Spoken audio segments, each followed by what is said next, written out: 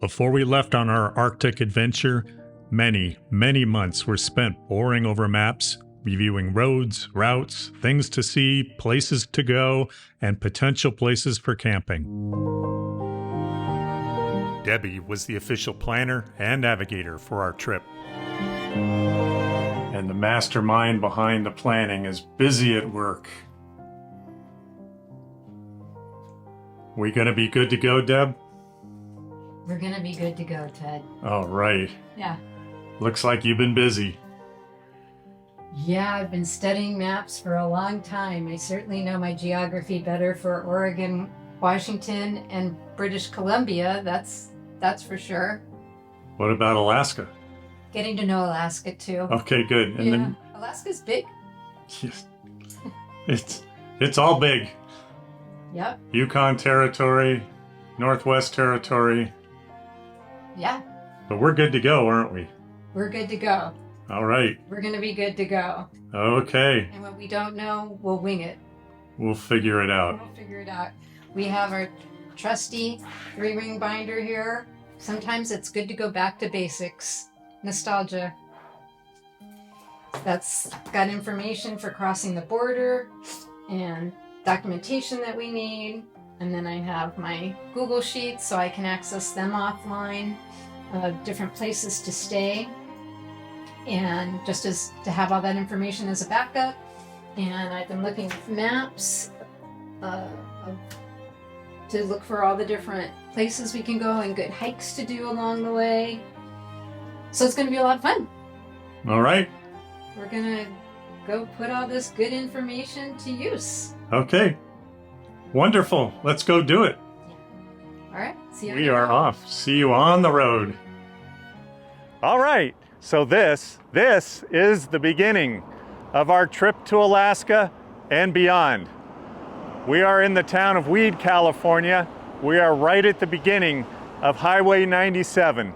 And the significance of that is Highway 97 stays Highway 97 all the way through Canada, up through BC, and up into Yukon Territory. The number doesn't change.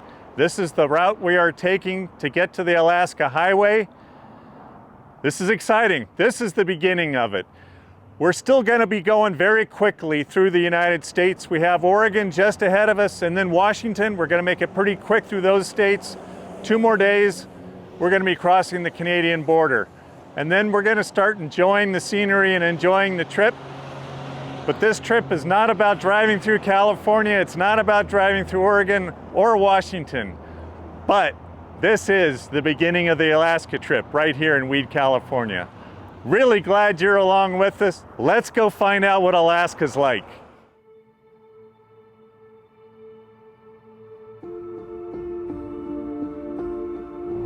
Hi there. Well, today's a big day. We are going into Canada today. So far in this trip, we've just been driving up through the western part of the United States, and we left San Diego. We visited some friends in the Santa Cruz Mountains. Then we stayed at some friends' house a little bit north of Redding. Then we hit a campground or two. After that, we've been on Highway 97 since it started in the town of Weed, California. But now we are really getting close to the border. Today's the big day for the border crossing and kind of what we consider the beginning of the overlanding portion of this trip. So we're really excited that we're going to be crossing the border today, and hopefully things will go smoothly. In order to prepare for that, I did a lot of research on the Canadian Border Information Services website. They offer a variety of information and are very detailed in telling you what types of things you need to declare, and they're also very good about stating what you can and cannot take over the border. One of the things I'm most concerned about is taking food into Canada and what's allowed. Well, clearly they do not allow anything that's dairy, animal products, or fresh produce, so we do not have any of those items. We're very excited. Yes, and, we are. As Ted said, this is really going to be the start of the overlanding trip and many, many days of fun adventures ahead.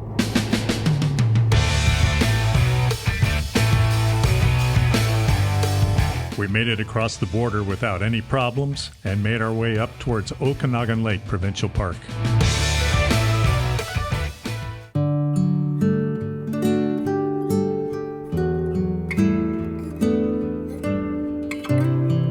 After Debbie made us a delicious breakfast, we made our way through some heavy traffic in Kelowna and Kamloops and up the 97 to Lac La Heche. One of the nice things about traveling in May is it's early in the season and we had the campgrounds virtually all to ourselves. It's kind of like dispersed camping, except you get a picnic bench and a fire ring. What's for dinner, Deb? Tonight we are going to have some Greek fajita wraps. That's something new that we're trying. So what do you mean by Greek fajita wraps? Well, we've got some yellow bell pepper, onion, and mushrooms. I'm going to add some ground beef, and then I'm going to mix it all with a tzatziki sauce, and then I'm going to heat a tortilla and wrap it all up in that. And I'll probably put some cheese on the bottom of the tortilla and melt it a little bit, just because it's so yummy that way. Oh, that sounds awesome. Yeah.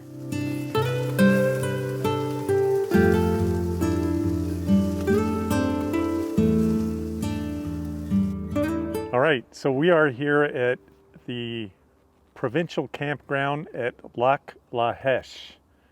All along, the plan's been driving the 97 north, which we've been doing since the town of Weed, California. And we are still driving north on the 97, but I discovered last night that the Alaska Highway is currently closed north of Fort St. John because of a fire that's going on up there. There's quite a few fires up in that area. In fact, there's some smoke in the air here right now even, and we're still a long way south of there. So here it is, the middle of May, and we're already dealing with forest fires here up in British Columbia. I guess we'll just keep checking the status of things and looking at the maps. So the plan originally was to take the 97, which turns into the Alcan Highway in Dawson City, into the Alaska Highway in Dawson City, and take that over up to Yukon Territory and then into Whitehorse and over to Alaska. So if it turns out the Alaska Highway is closed, then we're going to have to take the Stewart-Cassiar Highway instead, which is the only other route to Alaska from Canada. If the road opens up, we'll probably still take the Alaska Highway. And if it doesn't, then we'll go ahead and opt into Plan B and give it a go on the Stewart-Cassiar Highway. So that's what's going on with the trip so far, and we'll see you tomorrow as we head further up Highway 97.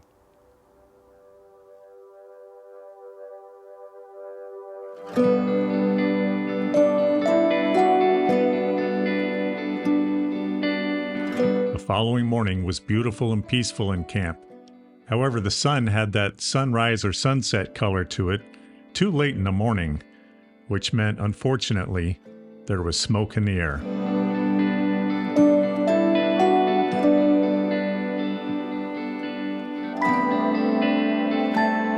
We're just a few minutes out of our campsite at the Lake La Heche Provincial Park, and just on the side of the road, I wanted to show you how smoky it is right now. We're a long ways off from the fires. The fires are north of Dawson City. We're probably gonna head up north of Prince George to camp today. I think we're gonna be in some thick smoke for the next couple of days, unfortunately. The last time I checked now, the Alaska Highway is open, but the fire map is showing that there's fires active on both sides of the highway. So a little bit later today, when we get to Prince George, we'll stop. I'll take one more look at the map and we'll make the go, no-go decision whether we go Plan A on the Alaska Highway or Plan B on the Stewart-Cassiar Highway. We'll see you down the road. We're just a few miles outside of, on the north side of Prince George, British Columbia. We just pulled over a little rest area here. We made the decision based on using the website drivebc.ca, which was the website that told us that the Alaska Highway was closed a couple days ago. It now has it as a caution area, but it does not say that it's closed. There's clearly a wildfire on both sides of the road. We're going to push on Highway 97. We're going to stick to Plan A, which is to drive the Alaska Highway, and we'll come back on the Stewart-Cassiar Highway. We're going to try and get to a provincial campground that gets us close to Dawson Creek, and then tomorrow's going to be a very long drive day, but we want to see if we can press on and get out of the whole Smoky region if it's possible. That's the plan right now. We'll see how it goes. Come on along, let's see what happens. Although the smoke wouldn't let us see many things off in the distance, we did manage to see a nice waterfall up close. And as we continued north on Highway 97, it was clear winter wasn't over yet. Some of the lakes were still frozen.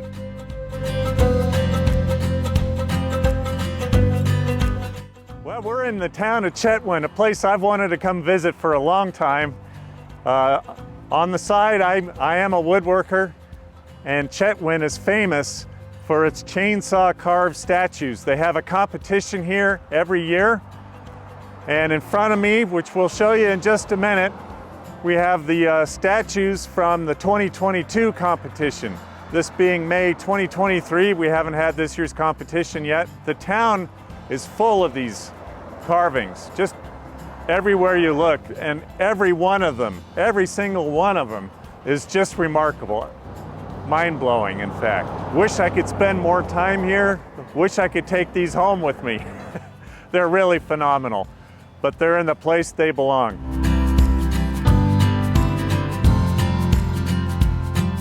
We finally made it to the beginning of the Alaska Highway. We've come 2,500 miles to get to this point. Since I got my driver's license when I was 16 years old, I've wanted to drive the Alaska Highway. It's taken me over half a century, but we're here. But you might also notice the smoke is getting a lot worse. So we're not gonna stay around town too long. We need to hit the highway, see if we can get north and west of the smoke today. That might take us into the evening. But in any case, we're here at the beginning of the Alaska Highway, and we are off to Alaska. We'll see you down the road.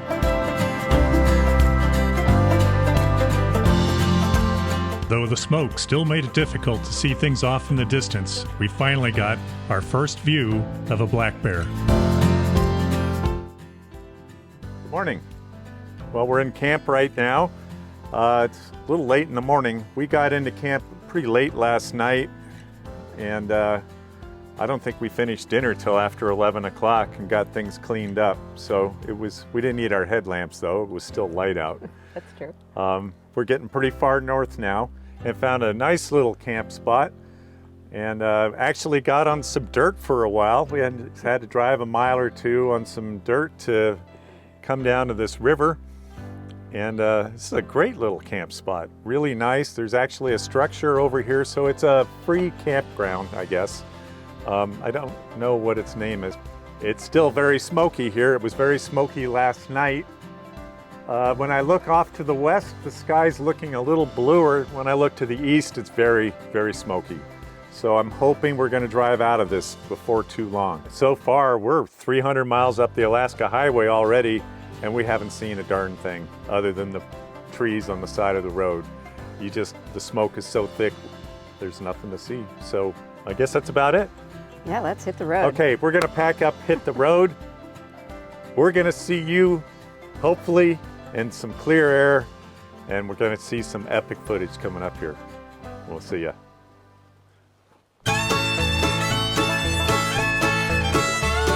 Yes, indeed. The smoke did start to dissipate, and we were able to see some beautiful scenery off in the distance, as well as a few doll sheep standing in the middle of the road. We are at the Tetsa River Lodge, and it's an RV park as well as a small cafe. They have a bakery, they do bread, coffee, and of course these awesome cinnamon rolls, which we are about to try. It smells so good. God, look at that thing. Wow. It just looks like it's oozing with cinnamon. My favorite.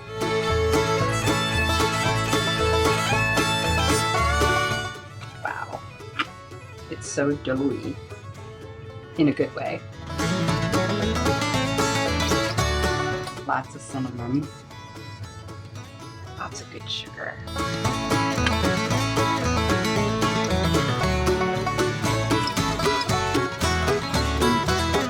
Very fresh. So good. So good. How is it? So good. Thank you so much. Awesome.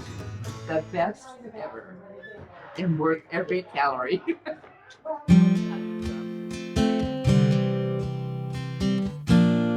After making our way about an hour and a half up the road, we arrived at Mucho Lake, a spectacular lake that was so beautiful we ended up spending a couple of days there.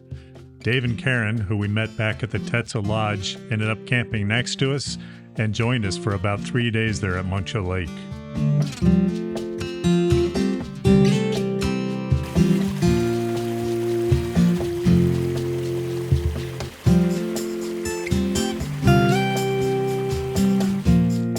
On our second day at Mucho Lake, we hiked up the steep hill across the road.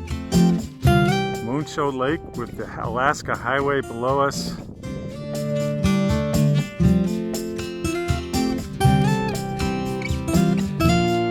What a view. Look at that. We're heading that direction tomorrow or the next day.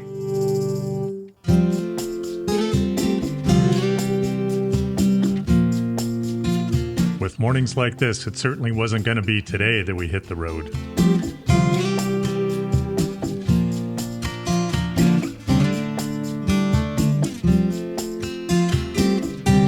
Dave and Karen decided to take advantage of the beautiful weather by putting their kayak on the lake and going for a paddle. Hey, let me just take a quick second while Dave and Karen are enjoying their paddle on Mucho Lake to thank everyone who has subscribed to our channel. Your subscription has gone a long way in assisting us to bring you more of this type of content. If you haven't subscribed yet, please just take a moment to click on that subscribe button and help us reach our current goal of 1,000 subscribers. It won't cost you a thing and will really help us out a lot. Thanks so much.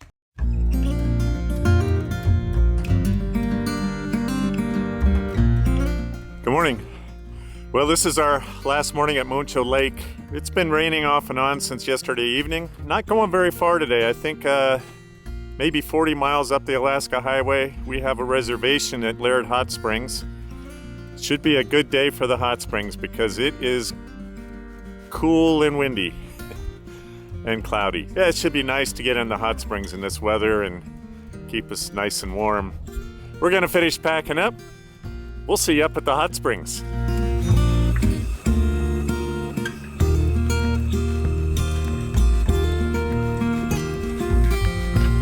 Not quite ready. These make for good glow handles. I'm gonna get a second one.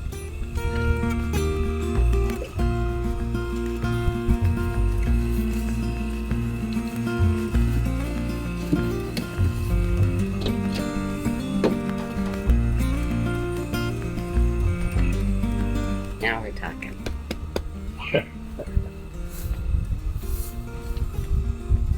I'm ready for that wind chill factor.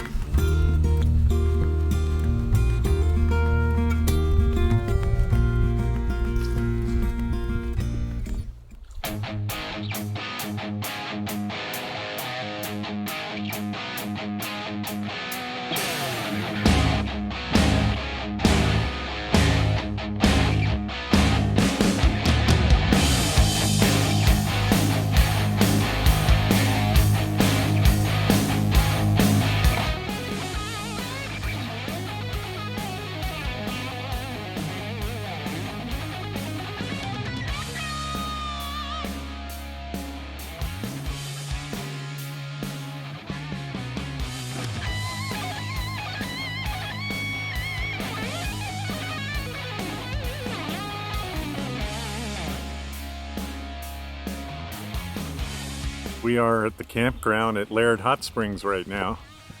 We pulled in a while ago and then went up to Smith River Falls checked that out and we came back to the campground. We decided, let's cook dinner before we go to the hot springs. So that's what we were doing. The hot springs were really busy this afternoon. Debbie's busy cooking dinner. Let's go see what she's making. Tonight we have Brussels sprouts, beef tips, and quinoa. Oh, yum. The trail beyond the hot springs takes you to a place called the Hanging Gardens, a beautiful area that's actually on a tufa formation. For more information on tufas, check out our first video from Death Valley. I'll leave a link in the upper right-hand corner.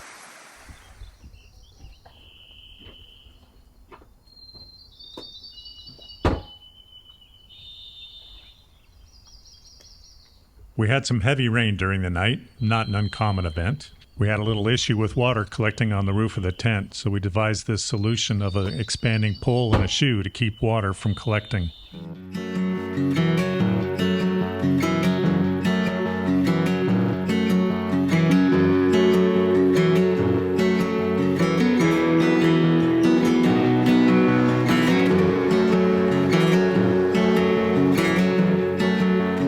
Well, we're a little roadside pullout off the Alaska Highway. We're still between Laird Hot Springs and Watson Lake.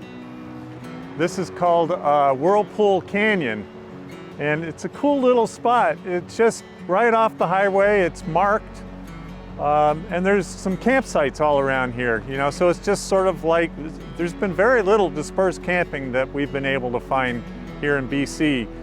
And this is definitely a dispersed camping area. There's got to be at least 5 different spots with fire rings. And Whirlpool Canyon, well, I'll tell you one thing. If the camera looks over here, there is no shortage of firewood here.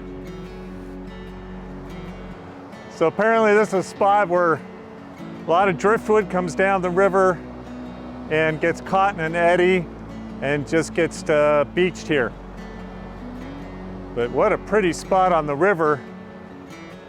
The temperature dropped about 10 degrees from where we parked, maybe 100 yards up. And coming down here, it is chilly with the wind coming off the river. All right, it's time for us to get back in the car and head on to Watson Lake. We'll see you down the road.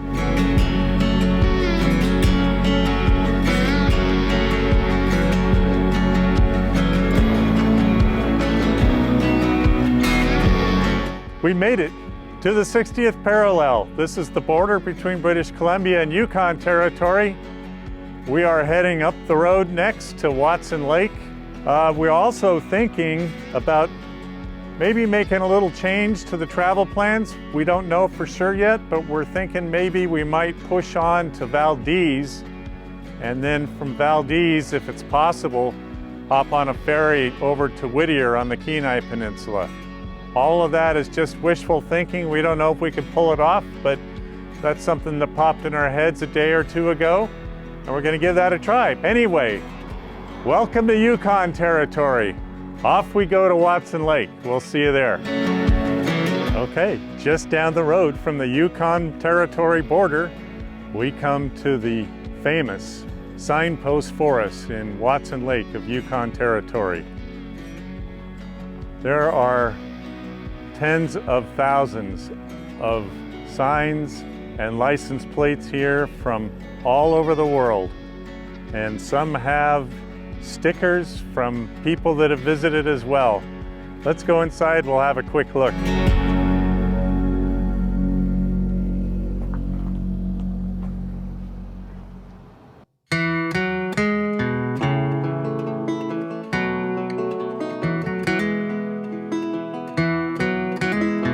When we got to our camp at Watson Lake, Debbie, being our planner and navigator, got hard to work trying to figure out if we had time to make it to Valdez and then take the ferry on to Whittier, Alaska.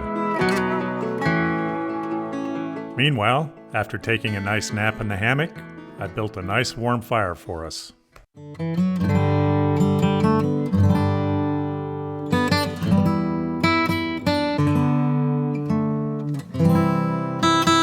Good morning.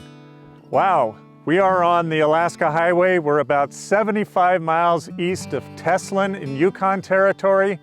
And look at that scenery. I mean, wow, we are really feeling like we're getting into the north now.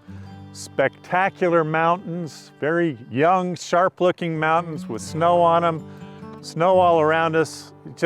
You can't beat the scenery. So we are on our way to Whitehorse. We're gonna stay in Whitehorse tonight and then move on from there. We did make a change in plans. We've decided to go to Valdez on our way to Anchorage, and we've already made a reservation on Thursday, June 1st at 7 a.m. to take the ferry from Valdez to Whittier. So that's the schedule, that's what's going on.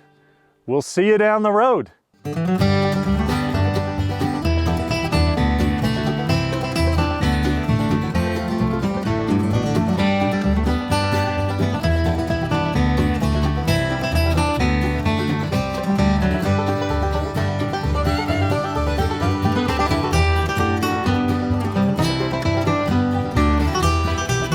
Morning. Well, after spending a couple of days in Whitehorse, resupplying, doing laundry, getting a shower, all sorts of stuff, we're back on the road today. We are now at mile 977 on the Alaska Highway from Watson Creek. So almost 1,000 miles up the Alaska Highway now. Behind me, you see the Killane Icefield Range, which is the world's largest non-polar ice field and Canada's highest ice field. They are absolutely spectacular mountains. Look at these guys. But just check those out. Just amazing, absolutely amazing. Hey there, we're almost at mile 1,000 on the Alaska Highway, and we're camped right at the base of the Killane Icefields Range. That's the largest non-polar ice fields in the world and the highest ice fields in Canada. The wind's blowing a steady 20. I've measured gusts over 35, maybe 35, 36 miles an hour on my anemometer, and it's about 46 degrees. But the ice fields are beautiful. The question is, are we gonna get the Patriot tent certainly getting a workout right now? And we got the awning staked out every way we possibly can. We had to stake out the ladder on the Patriot X3 into the ground because it kept lifting the bed up. But so far, everything's going okay. And actually, Debbie's cooking dinner amazingly in this wind. Yes, I am. Say hi, Deb. Yes, I am. Yes, she is. There she is. We've got this nice fajitas mix going on. We're gonna have some yummy burritos. There we go. And burritos, go off your plate in a burrito. All right. That's it from up here in Yukon Territory. We'll talk to you later. I'm standing right here on the edge of Kathleen Lake in the Killane National Park. What a spectacular morning. Over here on my left, we have the St. Elias Mountains. If you go on the other side of those mountains, it becomes part of the St. Elias Wrangell National Park in Alaska. Over here, off to my left in the back, those are the Killane ice fields. They are the world's largest non-polar ice fields in the world, as I've mentioned before, and the highest ice fields in Canada. And some of the other mountains here in the range are obscured in clouds right now, but what a beautiful morning. It's about 40 degrees, and fortunately the wind has died down from what we had yesterday afternoon and during the night. All right. Well, we packed up in a hurry this morning to take advantage of the calm air, and we're going to head into town and get some coffee and maybe find some breakfast somewhere, town being Haines Junction. We'll see you in town. We left the Killane National Park and we came into town at Haines Junction, and we're at the Village Bakery, and I highly recommend the Village Bakery. They have a lot of homemade things that just look amazingly good. We bought one of their sourdough breads and had it sliced. I can't wait to try that. And then we're testing their cinnamon bun, which we had heated, and it's quite good. I still think that Tetsa Lodge wins first place, but this is a very close runner-up. And we also have veggie burritos on the way. So we're having a good time. Of course, you have to have some morning coffee. We didn't do that at camp. We both opted for a caramel latte, and it's really good. Tastes really, really good. I also have to say that now that we're down and away from the ice fields, it's a lot warmer outside, and it feels much more comfortable. So I'm going to enjoy all this. Cheers. Hi there. Well, we've stopped. We have Kulane Lake in the distance, which is fed by the Kulane Glacier, I think, that comes down from a valley over in this direction through the mountains. We have the Kulane Range and the Kulane ice fields up over here. And back up in those mountains is Mount Logan, which is Canada's largest peak at 19,000 feet. We just came over the second highest point on the Alaska Highway at a little over 3,000 feet, and a little earlier than that we came over the highest point on the Alaska Highway. And we've also just passed the 1,000 mile mark on the Alaska Highway. So we're moving right along, and here it is, Kulane Lake.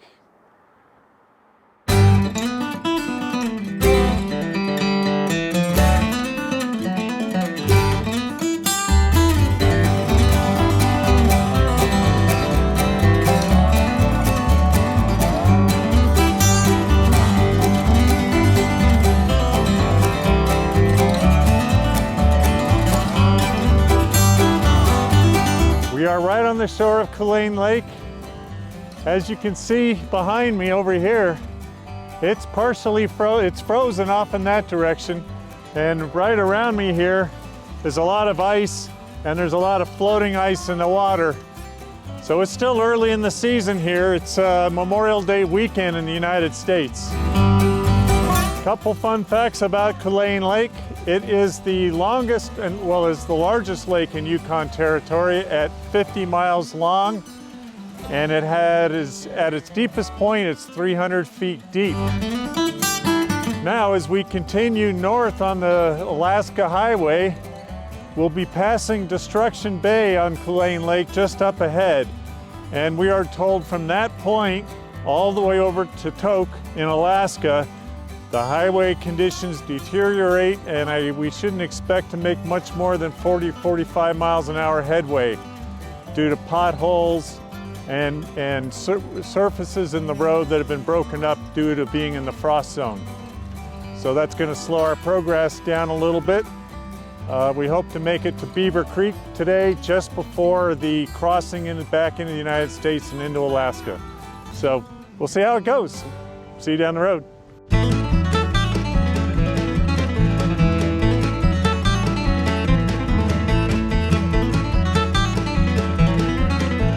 And as promised, the surface of the road did start deteriorating.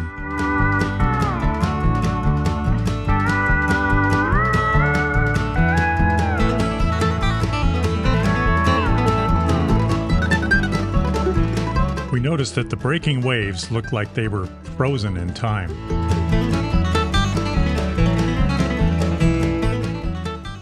Good evening. Well, it's 9 p.m. here in Yukon Territory. And the sun is up there, and I still need my sunglasses. The campground that we are at is called Snag Junction. It's a Yukon Territory campground. It's very nice. So there's a very nice lake down there, and it's very pretty, and the campsites, again, are fairly well spaced apart, and being early in the season, it's not very busy. Well, that's about it. We'll catch you in the morning before we hit the road, and then we'll see you tomorrow back in the US of A. Take care.